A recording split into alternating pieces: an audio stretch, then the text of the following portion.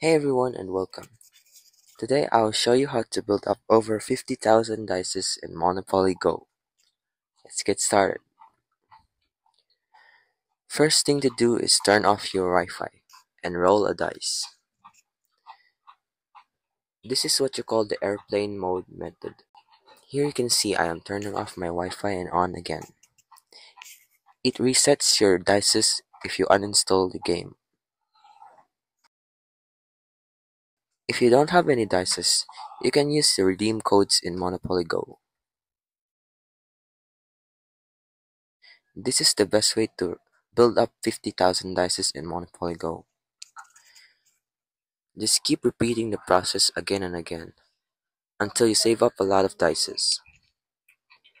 Note that if it doesn't work for you, just try it again and see if it works again and again.